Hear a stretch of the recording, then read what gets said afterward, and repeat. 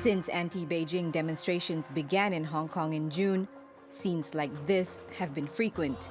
Protesters waving the US flag, calling for its intervention. Now, Washington has given the protesters its biggest show of support yet. The US Senate overwhelmingly approved a bill that would re-examine its support for the Hong Kong government every year. It also proposes sanctions to be imposed on Chinese and Hong Kong officials who allow human rights abuses. The Senate has just sent a resounding message to the Chinese Communist Party and President Xi that the United States stands with the democratic protesters in Hong Kong. The Senate also passed a resolution to restrict the sale of certain exports to Hong Kong's police force, including tear gas, rubber bullets, and pepper spray. China has pledged to take retaliatory action. If the US side persists in willfully and arbitrarily interfering, China will take effective measures to resolutely oppose it and firmly safeguard national sovereignty, security, and development interests. Beijing has also summoned the US ambassador to lodge a complaint. The Senate resolutions are yet to be approved by President Donald Trump, but analysts are concerned tensions over Hong Kong could derail talks aimed at ending a long-standing trade war between the US and China. The two countries have been struggling to sign off on a so-called Phase 1 agreement reached in October. The US president says nothing is off the table until the deal is finalized.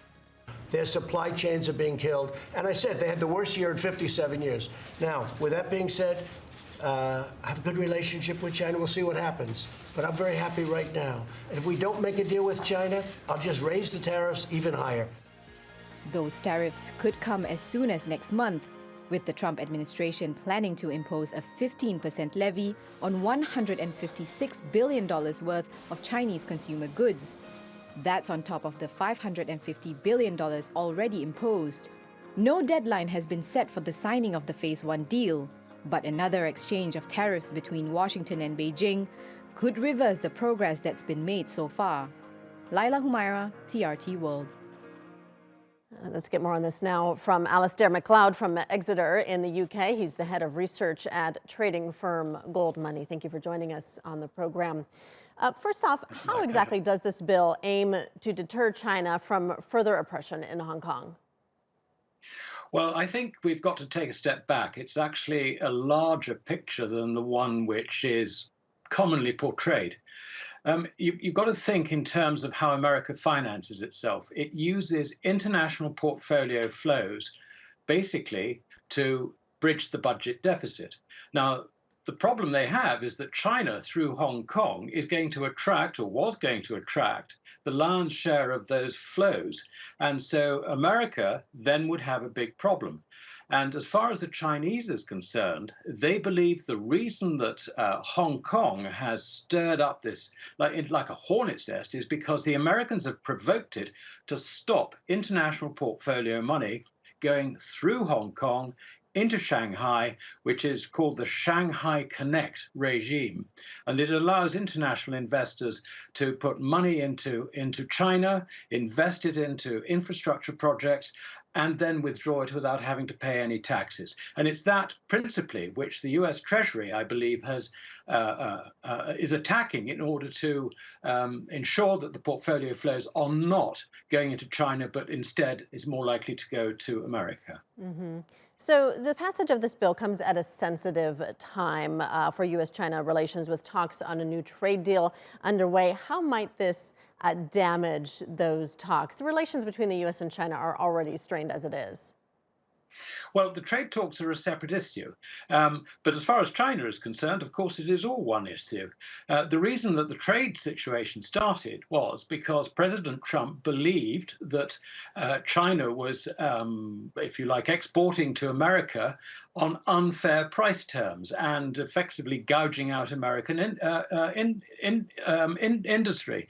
But any economist will tell you that the reason that the trade deficit arises is because people don't save money, and at the same time, the government is spending more than it raises in taxes. In other words, there's a twin deficit syndrome. Now, President Trump doesn't understand that. As a result, he's really tipped the world into recession. The fight between these two big nations is tipping the whole world into recession. And you can see this happening in Germany, for example. China is a major market for Germany. China is slowing down. What happens to Germany? Germany goes into recession. So this is a separate issue from the Hong Kong issue. But as far as China is concerned, I really do think that somebody needs to back down. Otherwise, this is just going to get worse and worse. China aren't going to back down, nor is President Trump. You could see from the clip that you just quoted, he's not backing down. So I'm not at all hopeful that there is going to be a decent resolution to this. Right. Beijing has, in fact, promised retaliation, although they haven't been clear on what that means. How might we see Beijing respond to this bill, especially if it does become law? Well, it's difficult to know. I mean, the fact is that when it comes to trade, the worst response possible is to respond in kind. You really do not need to start introducing tariffs just to make the situation worse, because a tariff is actually a tax against your own people and your own businesses. It really doesn't work. I think as far as China is concerned, they're beginning to resolve the Hong Kong issue. The way in which they've managed to trap the students in the university and then take them out with the police so that they've become captive, I think basically is the beginning of the end of that demonstration problem. We'll see whether that's true. As far as China is concerned, they need to handle this very, very delicately. I think they're doing that. They don't want to upset international relations more than necessary.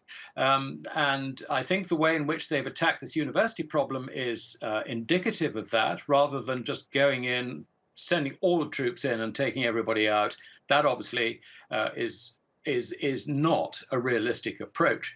But I think generally, as far as China's economy is concerned, she is becoming more consumer orientated. So I think her dependence on markets such as America is probably lessening. All right, we'll leave it there. Alasdair Macleod joining us. Thank you for your thoughts today.